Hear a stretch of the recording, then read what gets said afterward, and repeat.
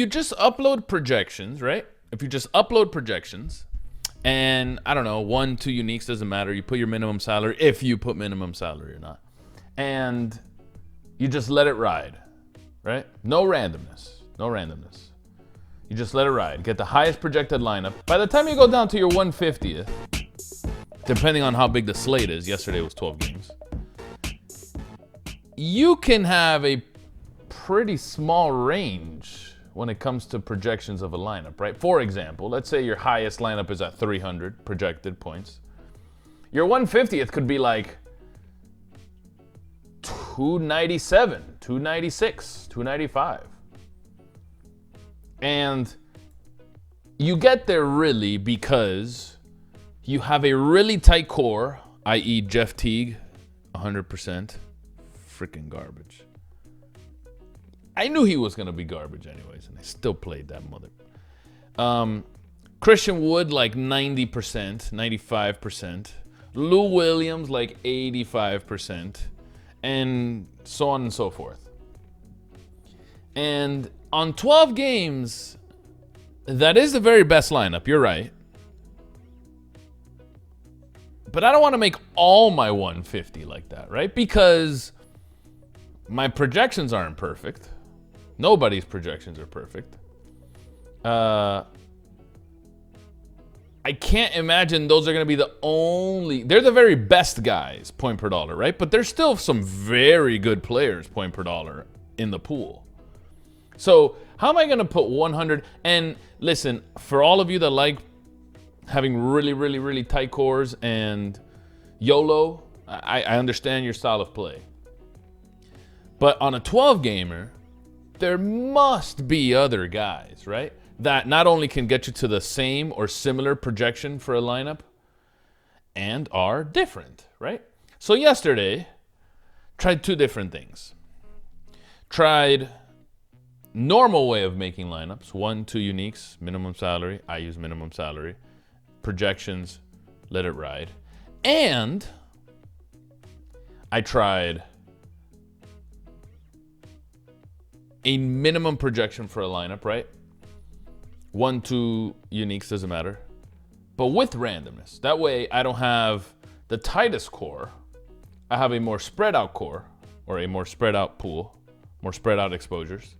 And I'm still getting some really good lineups just using different people, right? To get to those high projected scores anyway, like for example, if it was 300 again and I wanted, I don't know, 290, 291s, 292s, 293s, you're still going to use somewhat of, same guys, maybe the core to get you that high, but the guys around them maybe could be projected 1 point less, 2 points less, 3 points less, 4 points less.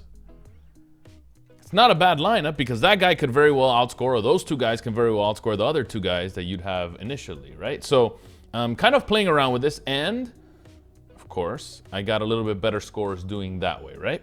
So my question to you guys is, how many of you guys take this into account one way or another, whether it's through randomness or uniques or, crunching different crunches individually, or making 10, 20, 30 lineups at a time, switching stuff? And like, I've also heard, I think it was Donuts in one of his streams says, I don't know if he does this or anything, but I think it was on that stream, was 50 lineups using 1 unique, 50 lineups using 2 uniques, 50 lineups using 3 uniques, kind of mixing them around, something along those lines. And I'm not sure if it achieves the same thing, but the idea must be similar in some spots. Kaya says, that's good for these players to have duds make their back-to-back player ownership fall off. Not sure I understand. Sure. The biggest issue FC has is that if Lou Williams is a great point per dollar play and projected at 46, and Beal's also a good point per dollar play, and at 42 projection, you always get Williams even though they are a coin flip. And randomness is great, but it's still random. Correct. It's a challenge on its own, really, because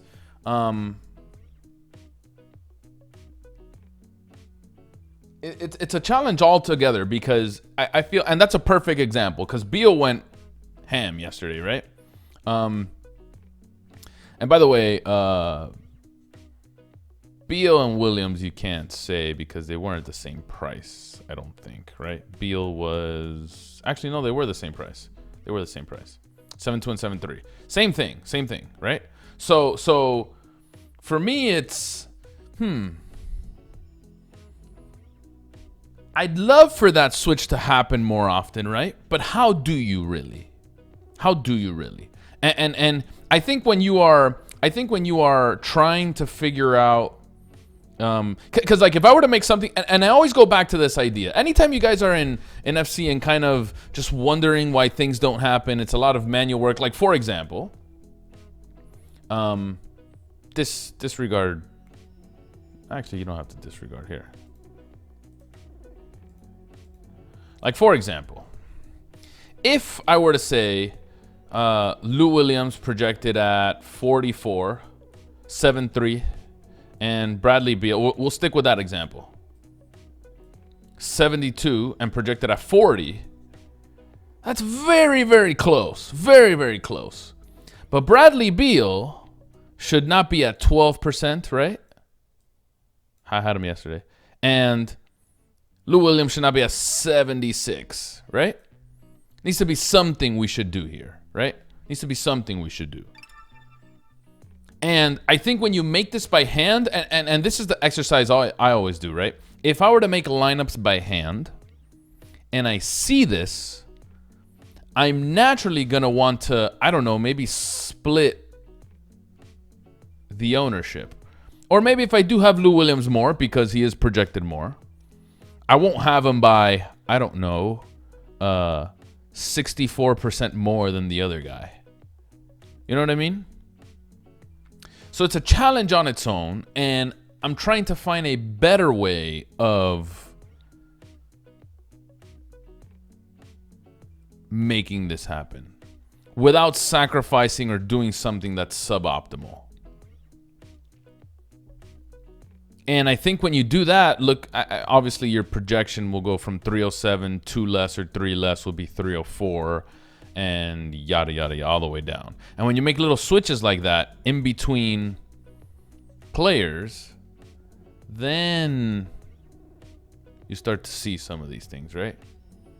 Then naturally it'll happen there. Lou Williams won't be 76. He'll be, I don't know, 55 or something. And Beal would be somewhere in the 25, 30 range, maybe. Maybe you could switch it for other guys. Could be D Rose, pay down, and someone else could be, and you pay up somewhere else, right? But I think the way you differentiate is obviously important. I'm not sure if it's, and so what I was getting at was I'm trying to do something like this. It's just way more difficult to implement than for me to just say it out loud. 'Cause saying it out loud, I can say a lot of things out loud. Can I do things? That's a different story, right?